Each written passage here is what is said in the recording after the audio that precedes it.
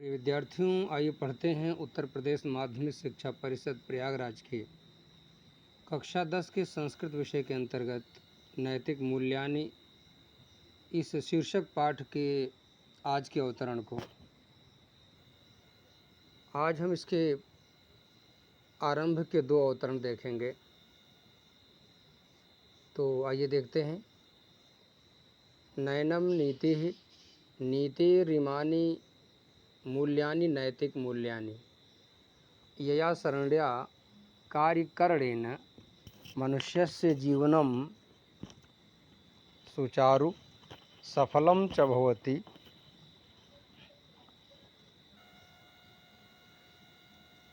सा नीतिः कथ्यते। इयं नीतिः केवलस्य जनस्य समाजस्य कृते एव न भवति, अपितु जनानां नृपाणां समेषां च व्यवहाराय भवति। नीत्याचलनेन व्यवहारेण प्रजानां शासकानां समस्तस्य लोकस्यापि कल्याणं भवति। इतने अंश का शब्दार्थ देखिए। नयनम नीति, ले जाना नीति है। नीतेः इमानि, नीति के ये मूल्यानि मूल्य, नैतिक मूल्यानि नैतिक मूल्य हैं। यया जिस शरण्या पद्धति से कार्य करने से मनुष्यस्य जीवनम, मनुष्य का जीवन सुचारु सफलम च भवति, जीवन सुचारु आसान, सफलम और सफल, च और भवति होता है, सा वह नीति नीति कथ्यते कही जाती है। इयम नीति ही यह नीति केवलस्य केवल जनस्य व्यक्ति की, समाजस्य समाज की, कृते लिए एव ही न भवति नहीं होती, अपितु बल्कि जनानाम लोगों के, नृपाणाम राजाओं के, समेषाम सभी लोगों के, चा और व्यवहाराय व्यवहार के लिए भवति होती है। नीत्या नीतिपूर्वक, चलनेन चलने से, व्यवहारेण व्यवहार करने से, प्रजानाम प्रजा का, शासकानाम शासकों का, समस्तस्य संपूर्ण, लोकस्य अपि संसार का भी, कल्याणम कल्याण भवति होता है। आइए इसके कुछ विच्छेद के पद देखते हैं। नीतेः धन इमानी, यहाँ पर विसर्ग संधि की गई है।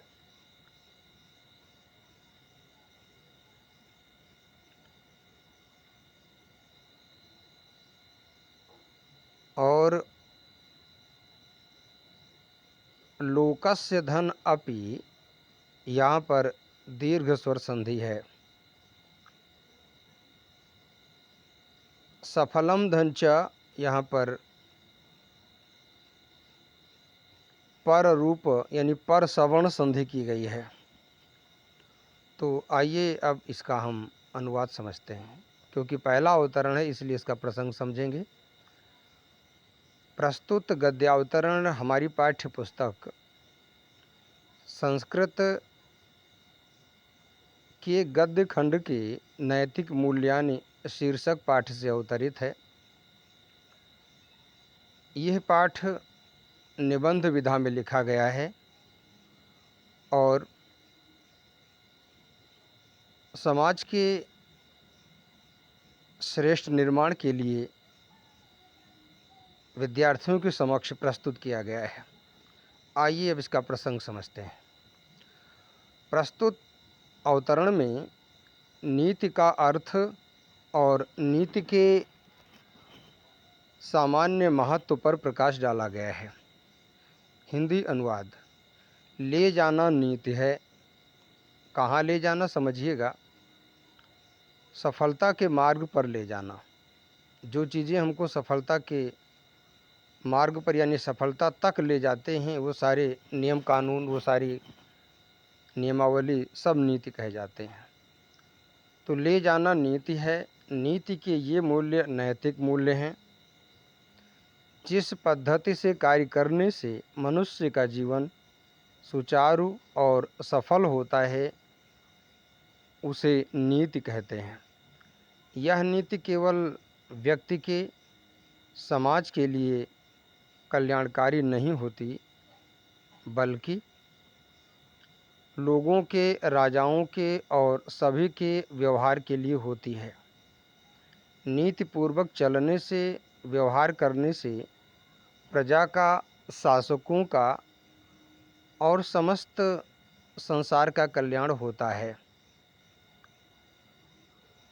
कुछ छोटे प्रश्न इस प्रकार से बन सकते हैं, जैसे शरण्या पद में कौन सी विभक्ति है? तो तृतीया विभक्ति एक वचन का पद है, याद रखिएगा।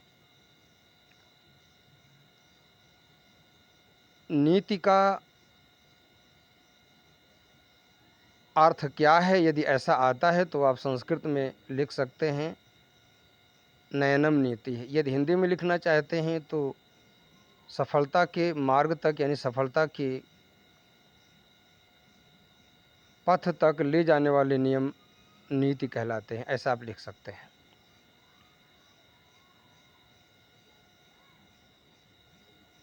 नैतिक मूल्य से क्या आशय है? तो नैतिक मूल्य में मूल्य शब्द का अर्थ समझिएगा। मूल्य शब्द का अर्थ है महत्व, लाभ। अब आइए अगले उदाहरण को देखते हैं। पुरातन कालादेव भारतीय कवयः नीतिकाराः मनोरमया सरसया गिरा नीतिवाक्यानि कथाभिः श्लोकैश्च व्यरचयन्। इत्थं नीतिशास्त्राणि व्यवहारविदे कान्तासंहितयोपदेशयुजे बभूवुः। फलन्तु इदं सम्पन्नं साधारणः अपि जनाः व्यवहाराय नीतिवाक्यानि नीतिश्लोकांच गलविलाधः कुर्वन्ति स्म। यथा च चाणक्यनीतिः, विदुरनीतिः, विदुलोपाख्यानं, पंचतंत्रम, शुक्रनीतिः, घटकर्परकृत नीतिसारः, सुंदर पांड्ययेन कृता नीति द्विषष्टिका, भल्लाट शतकम, भर्तृहरि शतकम, नीति शतकम, बल्लाल शतकम, दृष्टांत शतकम इत्यादि बहूनि नीति पुस्तकानि संस्कृते उपलभ्यन्ते। आइए इतने का शब्दार्थ समझते हैं। पुरातन कालात एव, प्राचीन काल से ही, भारत में कवयः कवियों, नीतिकाराः नीतिकारों ने मनोरमया मनोहर, सरसया सरस, गिरा वाणी में नीतिवाक्यानि नीतिवाक्यों को, कथा भी कथाओं के माध्यम से, श्लोकैः श्लोकों के माध्यम से, च और व्यरचयन लिखा है। इत्थम इस प्रकार नीतिशास्त्राणि नीतिशास्त्र व्यवहार विदे व्यवहार ज्ञान के लिए, कांता समेत प्रिया के समान, तया उससे, उपदेश युजे जुड़ने के लिए, बभूवुः होते थे। फलम तो इदम परिणाम ये हुआ कि संपन्नम संपन्न, साधारणः साधारण, अपि जनाः भी लोग, व्यवहाराय व्यवहार के लिए, नीतिवाक्यानि नीति वाक्यों को, नीति श्लोकांच और नीति के श्लोकों को, गल विलाधः कंठस्थ, कुर्वन्ति अस्म करते थे। यथाच जैसे कि, अब कुछ नीति ग्रंथ आपके सामने आ रहे हैं।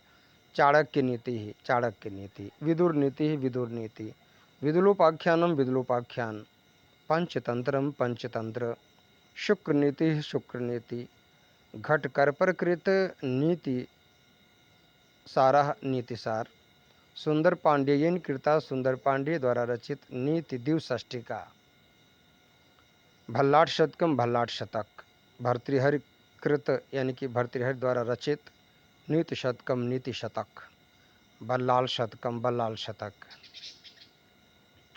दृष्टांत शतकम दृष्टांत शतक इत्यादि। इत्यादि का अर्थ इत्यादि ही होगा, यह अव्यय पद है। बहूनि बहुत सी नीति पुस्तकानि नीति की पुस्तकें संस्कृत में उपलभ्यन्ते प्राप्त होती हैं। अब कुछ व्याकरण की बातें समझते हैं। पुरातन कालात धन एव, जस तो संधि की गई है, झलाम जशो अंत्य सूत्र लगा हुआ है। मनोरमया और सरसया पद में तृतीया विभक्ति का प्रयोग किया गया है। गिरा पद भी तृतीय विभक्ति का पद है।